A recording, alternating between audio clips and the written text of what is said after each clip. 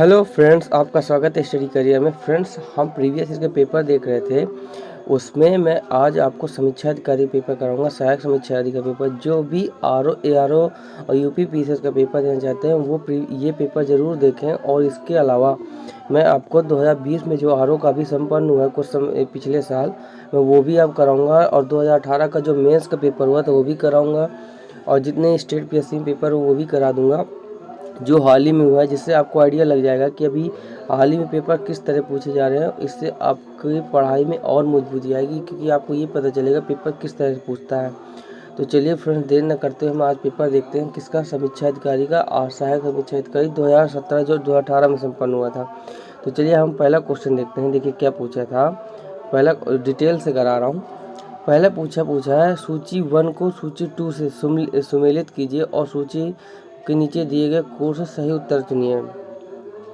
अगर आपको कुछ भी नहीं पता होगा, अगर आपको कुछ भी नहीं पता है तो इतना भी आपको अगर पता है कि भगत गौशाला जो थे ये किस जो जैन धर्म से डिवाइड होके बने थे, ये किससे संबंधित थे, आजीविका संप्रदाय का। तो आप फिर इसके बाद आप क्वेश्चन को इमिनेट करना सीखिए। आपने चौथे को मिलाया, ऐसे चौथे को जब मिलाया तो इससे आपको आइडिया लग गया यार कि ये तो नहीं है, ये भी नहीं है। अब आपको मान लीजिए और भी नहीं पता है, अगर आपको ये भी पता होगा कि नागार्जुन ने शून्यवाद का प्रतिपादन किया था तो बस हो गया, दूसरा इसी बस में है और इसका आंसर ये हो जाएगा। आगे आपको मिलाना नहीं। फिर भी भद्रबाहु ने जैन धर्म की स्थापना की थी, ये भी आपको पता है। लकुलिस ने पशुपति धर्म की थी। तो ये कितना सिंपल क्वेश्चन पूछा था। अगला क्वेश्चन देखते हैं हम। निम्नलिखित में से किस शासक ने विक्रमशील विश्वविद्यालय की स्थापना की थी। तो ये तो बहुत बार रिपीटेड क्वेश्चन है, और ये साउथ और जब पूरा पश्चिम की हिस्ट्री पढ़ी जाती है, मैंने पूरी पढ़ाऊंगा भी। अगर मैं पढ़ाया हिस्ट्री तो आपको पढ़ाऊंगा, ये सब पढ़ाऊंगा डिटेल वाइज राजाओं के बारे में। तो आपको पता होगा कि किसने की थी, धर्मपाल ने की थी। किसने की थी, धर्मपाल ने की थी। किसने की थी, धर्मपाल ने की थी। अगला क्वेश्चन देखते हैं। लिखा हुआ विक्रमशिला के प्राचीन बौद्ध विश्वविद्यालय की स्थापना बंगाल के पाल वंशीय शासक धर्मपाल ने के द्वारा की गई थी। वह एक उत्साही बौद्ध था। उसके लेखों में से परम सौगात कहा गया। ये भी आपको याद रखना है कि उसे परम सौगात कहा गया है, ये भी याद रखिएगा क्योंकि पूछ सकता है। अगला क्वेश्चन देखें। निम्नलिखित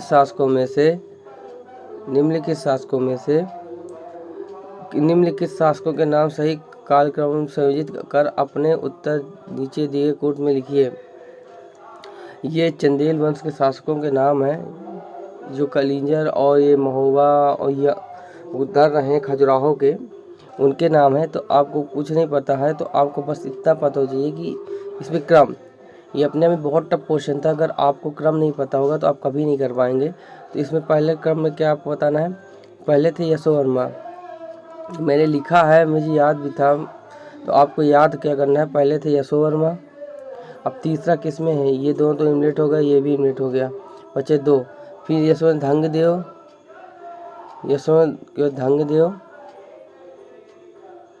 फिर इसके बाद विद्याधर और कीर्ति वर्मा। तो इसका आंसर क्या हो जाएगा, ये। अगला क्वेश्चन देखते हैं। गुर्जर प्रतिहार शासक किसकी उपाधि आदिवराय थी। किसकी उपाधि आदिवराय थी, तो आपको याद करना है मिहिर भोज की। किसकी थी, मिहिर भोज की। इसके अलावा इसने प्रभास की उपाधि ली थी, ये भी याद रखिएगा, ये भी पूछ सकता है अगली बार। अगला क्वेश्चन देखें। बिहार, ये करंट का क्वेश्चन है, करंट है।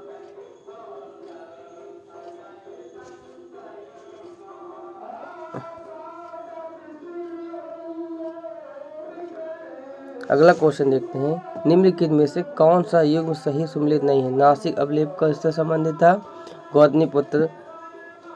गौतमीपुत्र से संबंधित है। ये सातवाहन वंश शासक थे। हाथीदुमा खारवेल से। भीतरी अवलेख ये किससे संबंधित था, स्कंदगुप्त संबंधित है, जिससे हमको हुणों को पराजय की जानकारी मिलती है। गिरनार अवलेख किससे संबंधित है, रुद्रदमन प्रथम से। देखिए इसमें लिखा भी है, मैंने पढ़ा है। गौतमीपुत्र सतकर्णी सातवाहन वंश का शक्तिशाली शासक था।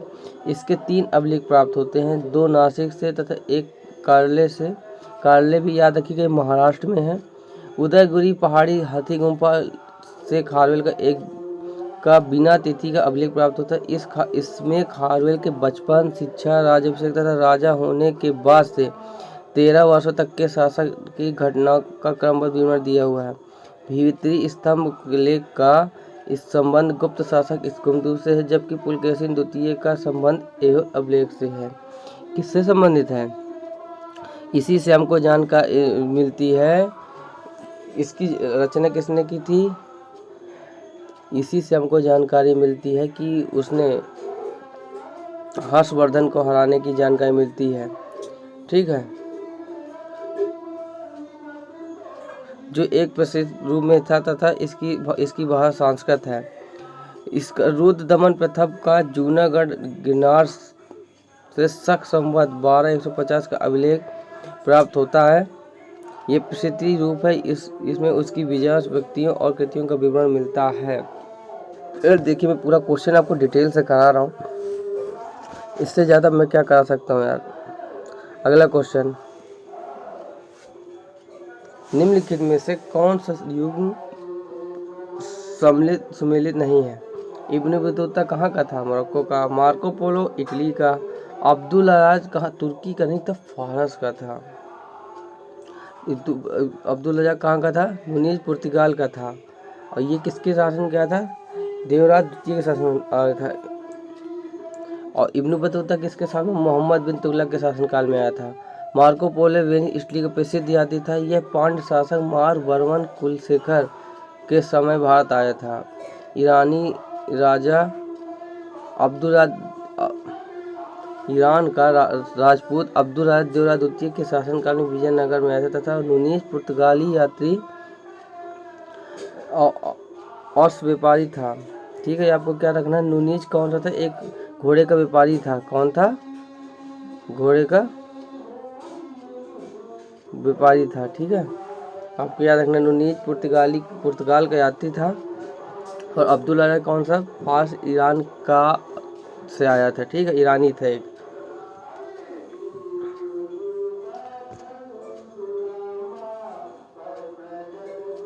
अगला क्वेश्चन देखते हैं। निम्नलिखित घटनाओं का विचार कीजिए, उन्हें कालक्रम अनुसार मिलाइए। मोहम्मद बिन तुगलक की राजधानी का स्थापना कब हुआ था? उसने 30 में किया था। ठीक है,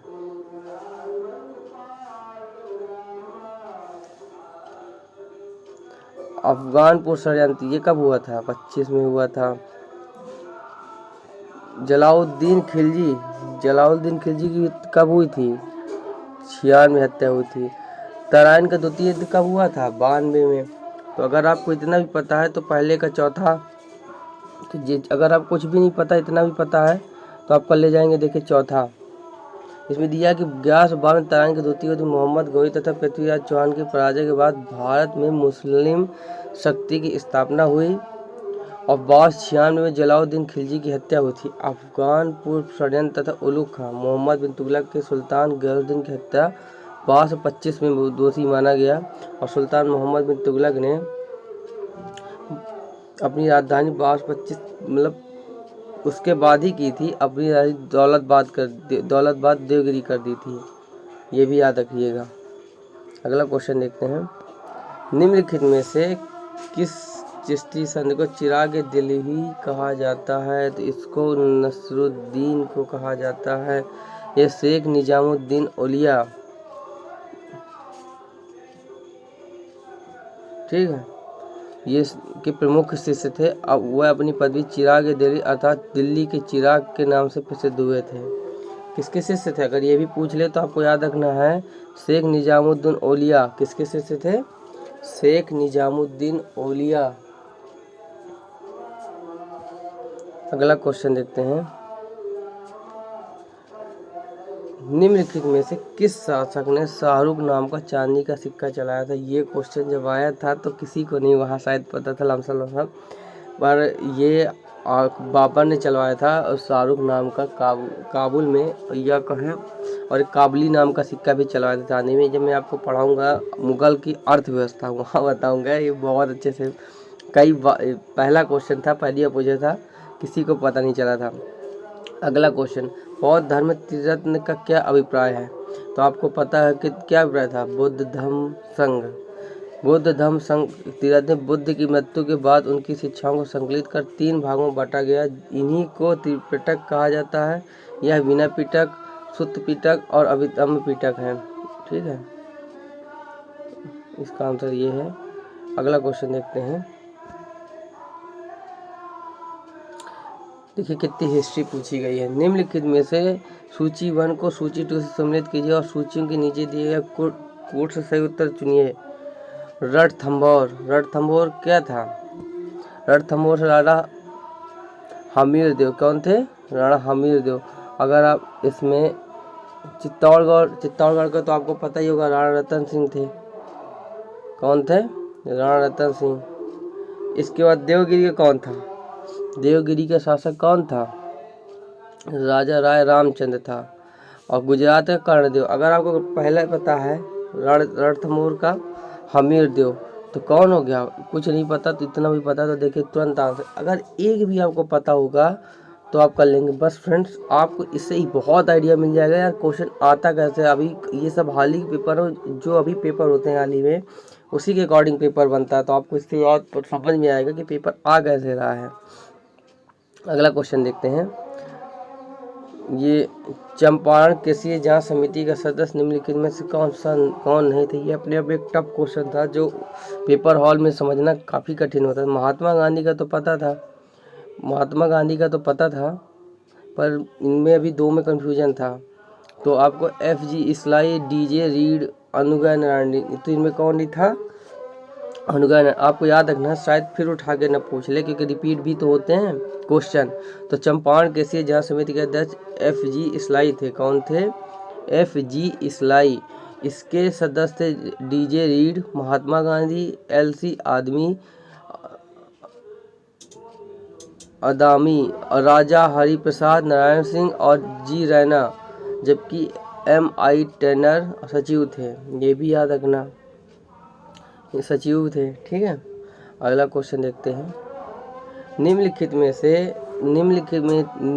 घटनाओं पर विचार कीजिए। इसमें क्रम बताना है। उपरोक्त घटनाओं को उनके काल अनुसार व्यवस्थित कीजिए तथा नीचे दिए गए कोर्स से सही उत्तर। गांधी इरविन समझौता कब हुआ था? 5 मार्च 1931 को। सांप्रदायिक परिचाट कब हुआ? 16 अगस्त 1932 को। द्वितीय गोलमेज सम्मेलन कब हुआ था? 7 सितंबर 1931 को। नेहरू रिपोर्ट कब आई थी? फरवरी 1928 को। तो अगर आपको ऐसे याद होगा तो आप यहाँ तुरंत कर ले जाएंगे। ठीक है, इसका आंसर क्या होगा? D, क्योंकि नेहरू रिपोर्ट सबसे पहले आई थी। कौन आई थी? नेहरू रिपोर्ट सबसे पहले आई, फिर इसके बाद गांधी इरविन आया, सांप्रदायिक पंचायत आया, फिर ये आया। ठीक है, नहीं, पहले ये आया था द्वितीय को, क्योंकि 7 सितंबर 1931 को आया था, फिर सांप्रदायिक पंचायत आया था। अरे कहा। अगला क्वेश्चन देखते हैं। निम्नलिखित में से सूची 1 को सूची 2 से सम्मिलित कीजिए और सूचियों को नीचे दिए कोड को सही उत्तर चुनिए। अहोम कब हुआ था? 1928 में। कब हुआ था? 1928 में। फिर कोल विद्रोह कब हुआ था? 1931-32 में। मोपला कब हुआ? 1921 में। संताल। ऐसे तुरंत वहाँ याद होना चाहिए, जब अगर ऐसे होगा। फिर इसके बाद 2 हो गया, फिर चौथा आया, बस उसी का आंसर हो जाएगा। अगला क्वेश्चन देखते हैं। निम्नलिखित में किस शासक ने दीवार अमीर को, ये तो बहुत बार रिपीट हुआ है, 1337 में मोहम्मद बिन तुगलक ने बनवाया था। किसने बनवाया था?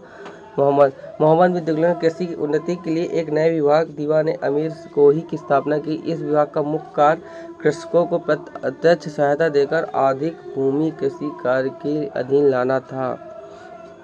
अगला देखें।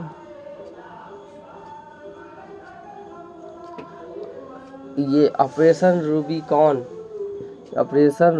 ये थोड़ा सा पहली बार आया था।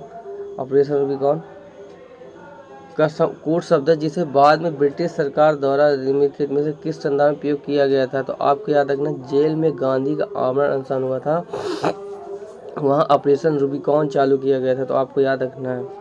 आगा खां पैलेस में कैद समय महात्मा गांधी के स्वास्थ्य में आमरण अनशन का तेजी से गिरावट आ रही थी। चिकित्सकों के परामर्श पर भारत में ब्रिटिश सरकार द्वारा विचार की गई कि अगर गांधी जी मर जाते हैं तो बम्बई सरकार प्रांतीय सरकारों के पास रूबियन कोड शब्द भेज देगी, रूबिकॉन। ठीक है, ये ऑपरेशन रूबिकॉन किससे संबंधित है, तो जेल में गांधी का आमरण अनशन। अगला देखते हैं, निम्नलिखित घटनाओं पर विचार कीजिए, उपरोक्त घटनाओं को कालक्रम अनुसार व्यवस्थित कीजिए और नीचे दिए गए कोड से सही उत्तर चुनिए। तो अब इसमें भी देख कितने हिस्ट्री पूछी गई, देखिए अभी सिर्फ हिस्ट्री चल रही है, हिस्ट्री बहुत आती है पेपर में। अगस्त प्रस्ताव कब हुआ, 8 अगस्त 1940 को। पूना समझौता कब हुआ, 24 सितंबर को। 32 को सांप्रदायिक पंचायत कब हुआ, 16 को। तृतीय गोलमेज सम्मेलन कब हुआ था, ये 1932 में नवंबर से दिसंबर के बीच में हुआ था, 17। ठीक है, तो अब मिला लो, सबसे पहले कौन सा आएगा, पहले आएगा ये सांप्रदायिक, फिर इसके बाद आएगा ये, फिर आएगा द्वितीय गोलमेज सम्मेलन, फिर ये 4-2 किसमें है, इसमें है। अगला क्वेश्चन देखो, निम्नलिखित में से कौन सा युग्म सही सम्मिलित नहीं है, तो इसमें कौन सा है। स्थानीय स्वशासन की स्थापना किसने की थी, लॉर्ड लिटन ने नहीं की थी, लॉर्ड रिपन ने की थी स्थानीय स्वशासन की। फिर सहायक संधि लॉर्ड वेलीजेली ने की थी। राज हड़प नीति किसकी थी, लॉर्ड डलहौजी की। स्थायी बंदोबस्त किसका था, लॉर्ड कॉर्नवालिस का। लॉर्ड रिपन के कार्यकाल में प्रस्तुत स्थानीय स्वशासन प्रस्ताव 1882 में भारत में आधुनिक स्थानीय स्वशासन का प्रमुख माना जाता है। लॉर्ड रिपन को स्थानीय स्वशासन पिता कहा जाता है, यह भी याद रखना है।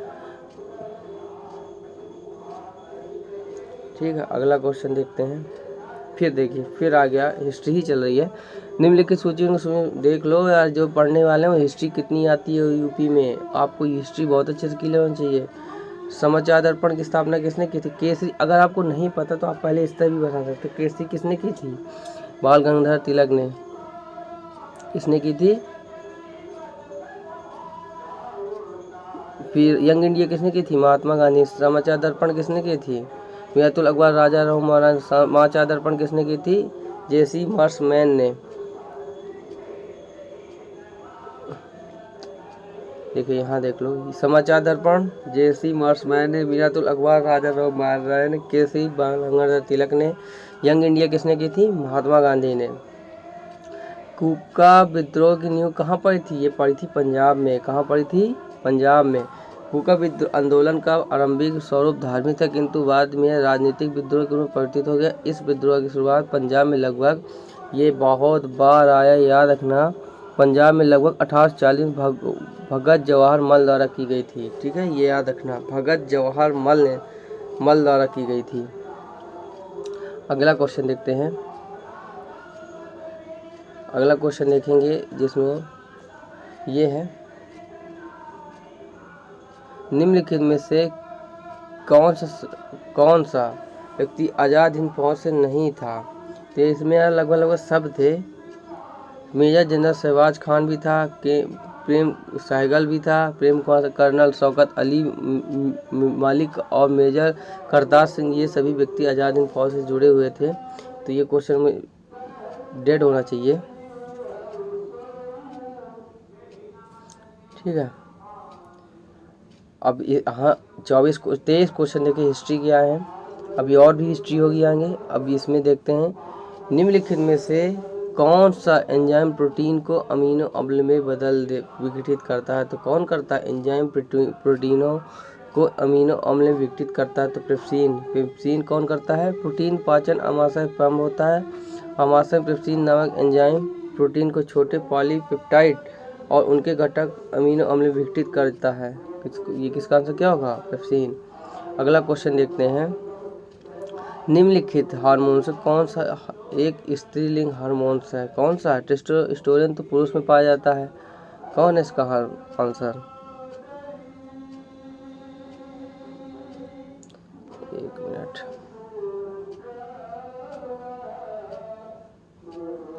एस्ट्रोन। क्या है एस्ट्रोन? यह एक स्त्रीलिंग हार्मोन्स है। टेस्टोस्टेरोन पुल्लिंग हार्मोन्स है। पुरुष हार्मोन एंड्रोजन को एंडोस्टेरोन कहा जाता है। पुरुष हार्मोन एंड्रोजन को एंडोस्टेरोन कहा जाता है। थायरॉक्सिन हार्मोन्स थायराइड ग्रंथि से संबंधित है, जो उपचय क्रियाओं को नियंत्रित करता है। क्या करता है?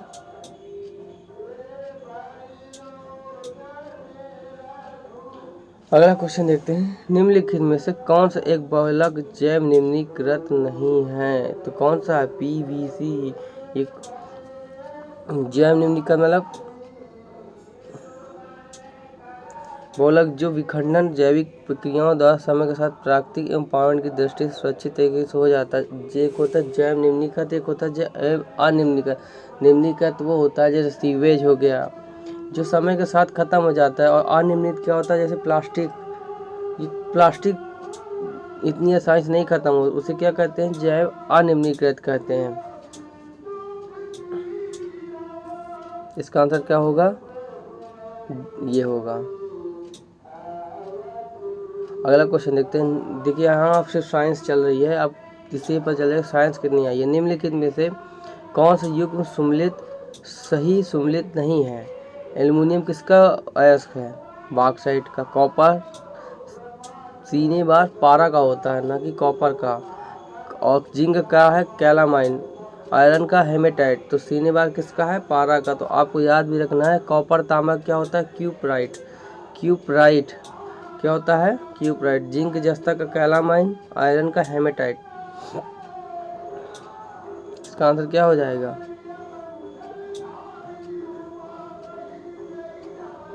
विटामिन। क्वेश्चन ये भी है, 2 क्वेश्चन है यहाँ तो। समुद्री घास निम्नलिखित का मुख्य तथा क्या है? किसका? आयोडीन का। समुद्री घास निम्नलिखित तत्व का मुख्य महत्वपूर्ण स्रोत किसका? आयोडीन का। आयोडीन का मुख्य तथा महत्वपूर्ण समुद्री घास जैसे कैल्प, नेरी, क्राम्बुवेकम आदि हैं। आयोडीन के अन्य स्रोत सी फूड, समुद्री खाद्य, डेयरी उत्पाद, विशेष दूध आदि है। अगला क्वेश्चन देखते हैं। निम्नलिखित में से कौन सा युग्म सही सुमेलित नहीं है? विटामिन डी किसके संबंधित? सुखंडी। ठीक है। विटामिन सी मसूड़े से खून आना है। विटामिन ए गठिया रोग विटामिन ए की कमी से नहीं होता है। ठीक है, गठिया रोग विटामिन ए। और विटामिन B1 का क्या है? बेरी। विटामिन ए कमी से रतौंधी होती है, तभी उसका नाम रेटिनॉल पड़ा। विटामिन ए की कमी के कारण रतौंधी नामक आंखों की बीमारी होती है। विटामिन डी की कमी से सुखंडी मतलब सूखा रोग या रिकेट्स ज़्यादा बीमार बच्चों में होती है। विटामिन सी की कमी से स्कर्वी रोग, मसूड़े से खून आता है। विटामिन B1 की कमी से बेरी या कुपोषण जन रोग होता है। अगला क्वेश्चन देखते हैं। निम्नलिखित में से कौन सा युग्म सही सुमेलित नहीं है? तो क्या होगा? थोड़ा सा ये क्वेश्चन यही बस थोड़ा सा फ्रेंड धुंधला हो गया ये क्वेश्चन। निम्नलिखित में कौन सा है? क्लोरोमाइसिटिन किसके लिए संबंधित है? टाइफाइड नासी के लिए। जो आप लोग टाइफाइड हो जाता है ना, तो उसके लिए कौन दवाई दी जाती है? क्लोरोमाइसिटिन। क्रिस्टल वायलेट पूर्तिरोधी। इसमें समझ में आ रहा है फ्रेंड्स, थोड़ा सा क्वेश्चन धुंधला हो गया है। पूर्तिरोधी। ठीक है। क्यूनिन मलेरिया रोग के लिए हो जाता है। निषेचक के लिए एस्प्रिन। एस्प्रिन एक दर्द निवारक दवाई है, निषेचक के लिए नहीं है। एस्प्रिन क्या आप लोग टीवी में देखते हैं, एस्प्रिन ले झट से दर्द को दूर करें। एक प्रचार भी आता है, अगर जिसको वो प्रचार भी याद होगा ना, तो वो पेपर में क्वेश्चन कर ले गया होगा। अगला क्वेश्चन देखते हैं। तो इसका आंसर क्या हो जाएगा? डी। क्या होगा? डी हो जाएगा। अगला क्वेश्चन देखते हैं। मकड़ियों द्वारा उत्पादित रेशम कौन सा कहलाता है? ये अपने आप में मेरे को नहीं आया था, फिर भी ग्रासमीर रेशम। क्या है ग्रासमीर रेशम? इसका आंसर क्या होगा? सी होगा। एक समान साथ। अगर फ्रेंड्स आपको 140 क्वेश्चन आर में आते हैं और 60 नंबर हिंदी की, टोटल होता है 200 का पेपर। अगर आपको पूरे, कुछ ज़रूरी नहीं कि आपको पूरे क्वेश्चन है, अगर आप आर बनना चाहते हैं और आप अगर पेपर में दोनों मिला के 125 क्वेश्चन भी सही कर लिए, 130, तो आपका पेपर हो जाएगा, आपका नाम आ जाएगा। इससे ज़्यादा करने की जरूरत नहीं है। एक समान 70 केजी भार वाले वैक्स में रक्त का कुल मात्रा होती है लगभग कितनी? 5000। ये भी अपने आप में फालतू क्वेश्चन था। 70 केजी भार वाले वैक्स में रक्त की कुल मात्रा लगभग कितनी होती है? 5 लीटर होती है। ऊष्मा की इकाई निम्नलिखित में कौन सी नहीं है? सेंटीग्रेड। क्या होती है? सेंटीग्रेड क्योंकि तापमान की होती है। सेंटीग्रेड किसकी होती है? बल्कि तापमान की इकाई। कैलोरी, जूल, ऊष्मा। आर्क ऊष्मा की इकाई। ऊष्मा ऊर्जा का एक रूप है। जब ऊष्मा एक पिंड से दूसरे पिंड में तापांतर के कारण स्थानांतरित होती है तब स्थानांतरित होने वाली ऊर्जा ऊष्मा कहलाती है।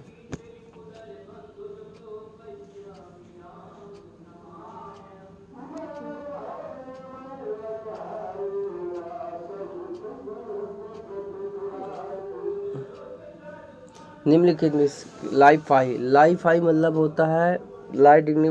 जो वाईफाई का इसमें क्या होता है, आपको इंटरनेट एक बल्ब के द्वारा प्राप्त होती है।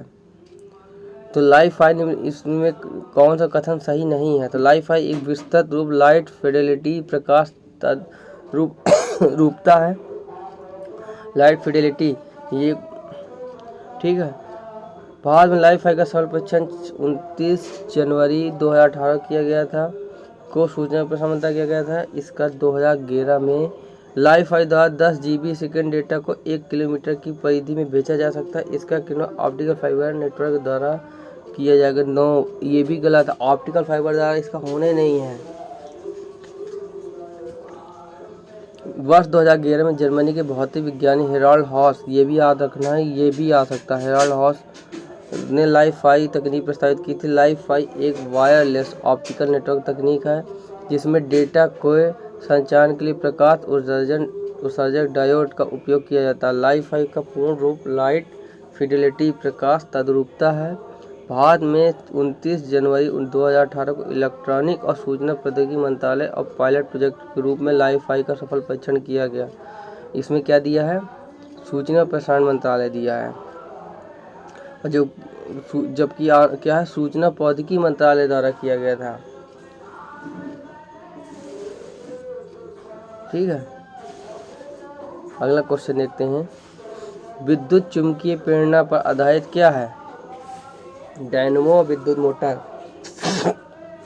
क्या है? विद्युत चुम्बकीय प्रेरणा पर आधारित क्या है? डायनेमो और विद्युत मोटर। डायनेमो विद्युत चुम्बकीय प्रेरणा पर आधारित है। डायनेमो यांत्रिक ऊर्जा को विद्युत में परिवर्तित करता है, जबकि विद्युत मोटर यांत्रिक ऊर्जा को विद्युत ऊर्जा को यांत्रिक में परिवर्तित करता है। डायनेमो का जस्ट उल्टा होता है। अगला क्वेश्चन देखते हैं। प्रकाश संश्लेषण प्रक्रिया के लिए निम्नलिखित में से किसकी उपस्थिति आवश्यक नहीं हो? फोटोसिंथेसिस के लिए आपको सबसे ज़्यादा किस चीज़ की जरूरत नहीं पड़ती है? ऑक्सीजन की। ऑक्सीजन की वहाँ क्या जरूरत पड़ती है? फोटोसिंथेसिस प्रक्रिया के निम्नलिखित में किसकी उपस्थिति आवश्यक नहीं है? जल होना चाहिए, सूर्य का प्रकाश होना चाहिए, कार्बन डाइऑक्साइड होनी चाहिए। प्रकाश संश्लेषण क्रिया में पौधे अपने हरे रंग वाले अंगों जैसे पत्ती द्वारा सूर्य के प्रकाश की उपस्थिति में वायु से कार्बन डाइऑक्साइड तथा भूमि से जल लेकर जटिल खाद्य पदार्थ जैसे कार्बोहाइड्रेट्स का निर्माण करते हैं और ऑक्सीजन की गैस बाहर निकालते हैं। ठीक है, इसका आंसर क्या हो जाएगा? बी। अगला क्वेश्चन देखते हैं। जीवाणु भोजियों के संबंध में कौन सा कथन सही है? देखो यार कितने क्वेश्चन आ गए हैं, 12-13 क्वेश्चन आ गए साइंस से। जीवाणु भोजी विषाणु होते हैं जो जीवाणुओं को संक्रमित करते हैं। जीवाणु भोजी आनुवंशिक अभियांत्रिकी में प्रयुक्त होते हैं। दोनों के दोनों कथन सही हैं। जीवाणु भोजी विषाणु होते हैं जो जीवाणुओं को संक्रमित करते हैं। जीवाणु भोजी आनुवंशिक अभियांत्रिकी को प्रयुक्त होते हैं।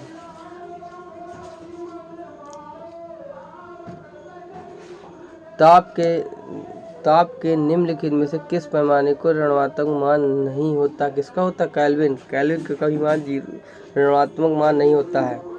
सेल्सियस, फ़ारेनहाइट, र्यूमर पैमाने का मान ऋणात्मक होता है, जबकि केल्विन पैमाने का मान ऋणात्मक नहीं होता है। दो द्रव्यमान की वस्तुओं की गतिज ऊर्जाओं का अनुपात अनुपात 9 है तो उनके वेग का अनुपात क्या होगा। मैंने तो इसको क्या किया था कि जब ये वर्गमूल में थे तो मैंने इनका वर्गमूल निकाल दिया था वहाँ। इसका आंसर क्या होगा, बी। इसमें पूरी जिसको साइंस का बहुत अच्छे से नॉलेज होगा, साइंस बैकग्राउंड से, वही इस क्वेश्चन किया होगा, क्योंकि नॉर्मल व्यक्ति इतना डेप्थ में जाके नहीं पढ़ता। भारत के राज्यों में से उत्तर प्रदेश निम्नलिखित में किन फसलों का अग्रणी है। हाँ, ये क्वेश्चन आया था।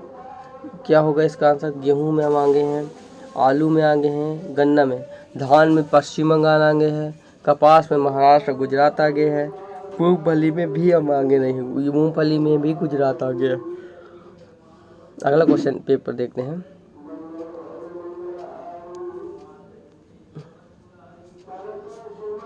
इसमें निम्नलिखित में से कौन सा युग्मक सही सुमेलित नहीं है। फिर एग्रीकल्चर से हर बार पेपर आते हैं, 2020 वाले में भी हुआ है तो आया है, 2018 का मेंस हुआ है आरओ का तो भी आया है।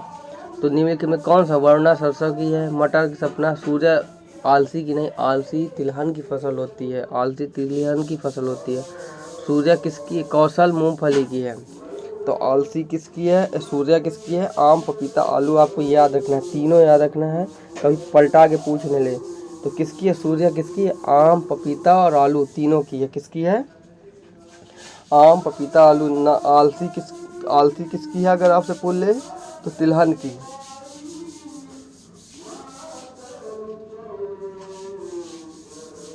अगला क्वेश्चन देख लें। निम्नलिखित में कौन सा पदार्थ शाकनाशी है। शाकनाशी मतलब जो पेड़ों में वो लग जाता है ना, खेतों में कीड़े, उनको मारने के लिए। इसमें कौन सा है, ब्यूटाक्लोर। शाकर हर एक प्रकार का रासायनिक जिसका प्रयोग किसी क्षेत्र में खरपतवारों को नष्ट करने के लिए किया जाता है। ब्यूटाक्लोर एसिटिनेलेट वर्ग का एक शाकनाशी है। बाद में इसका बड़े पैमाने पर प्रयोग इसके लिए होता है, ब्यूटाक्लोर का। अगर आपसे पूछ ले तो ये भी याद रखना, धान की खेती के लिए ज़्यादातर किया जाता है। कोई भरोसा नहीं हो, यही उठा के अगली बार पूछ सकता है। भारत के राज्यों में से कौन सा राज्य चावल का सर्वाधिक उत्पादन प्रति हेक्टेयर करता है। ये अगर प्रति हेक्टेयर कहीं भी लिख के आ जाए तो आपको सीधा लगाना क्या, पंजाब।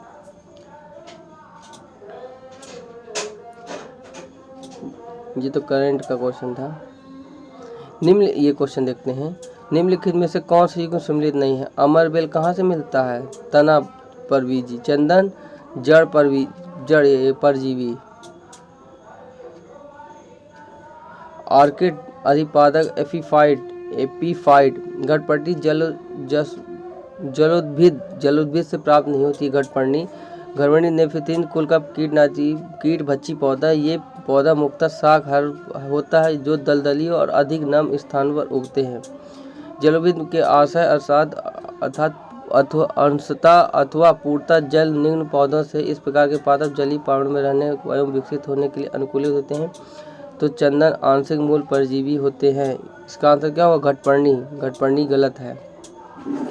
तो आपको याद रखना है, अगर ये भी याद रखना यार कि अगली बार यही ना पूछ ले। निम्नलिखित में कौन सा युग्म सम्मिलित नहीं है। अमरबेल किसमें है, तना हरजीवी, चंदन जड़ परजीवी,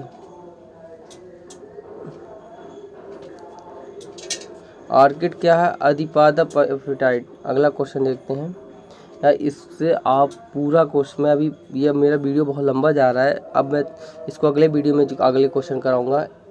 और अच्छे से पढ़ लो, क्वेश्चन देख लो और क्वेश्चन के हिसाब से अपनी पढ़ाई को करो। जिस तरह क्वेश्चन आ रहे हैं, हज़ारों की भीड़ मत भगो कि कुछ भी उठा के पढ़ना। जो पेपर में आया है वो पढ़ो, उस लक्ष्य में चल के आगे पढ़ो। जो भी ये पेपर देखेंगे उनको जरूर आइडिया लग जाएगा यार कि पेपर में आता कैसे है।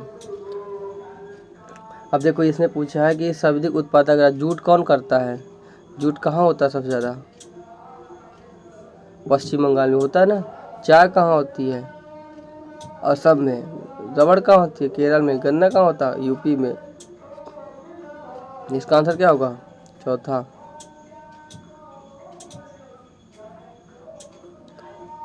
विभिन्न प्रकार की मिट्टियों की जल धारण क्षमता कौन किसकी होती है।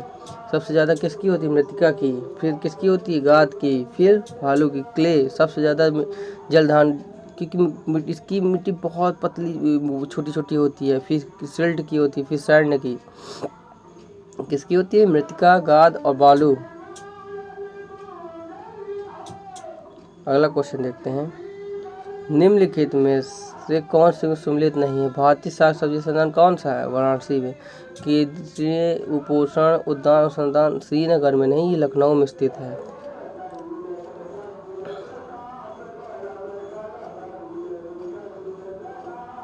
भारतीय गन्ना अनुसंधान कहाँ? लखनऊ में। भारतीय दलहन अनुसंधान संस्थान कहाँ है? कानपुर में। तो इसका आंसर क्या होगा? बी। निम्नलिखित में से कौन सा सम्मिलित है? गेरुआ गेहूं में पाया जाने वाला रोग है। अगरबत्ती झुलसा आलू में पाया जाने वाला रोग है। झूठ कंड फॉल्स स्मार्ट जो जौ में नहीं पाया जाता है, धान में पाया जाता है।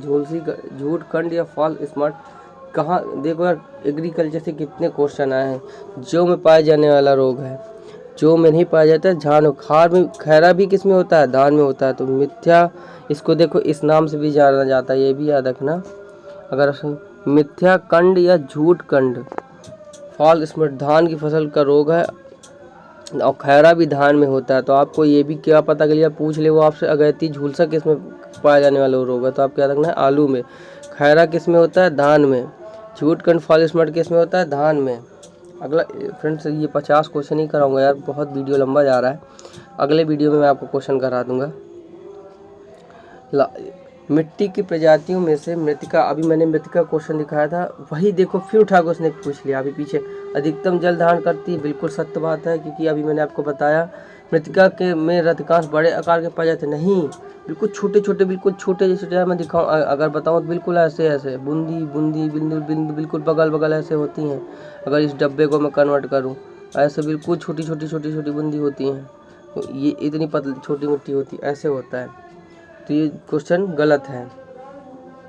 इसका आंसर क्या होगा? सी। यार अभी मैं 50 कर रहा हूँ, फिर आपको करा दूंगा, पूरा पेपर कराऊंगा यार। जैसे मैंने कहा प्रीवियस के पेपर करा देंगे, तो मैं देखो करा रहा हूँ। बस यार इसी तरह आपका सपोर्ट और प्यार चाहिए, और इसी तरह शेयर करते रहें वीडियो को। जिस तरह आप प्यार दे रहे हो, जिस तरह आप सपोर्ट कर रहे हो यार, उसी तरह सपोर्ट बना के रखो। वीडियो कैसा लगा प्लीज़ कमेंट करके बताएंगे मुझे आप। इसके साथ वीडियो एंड करता हूँ। जय Hind, thank you so much.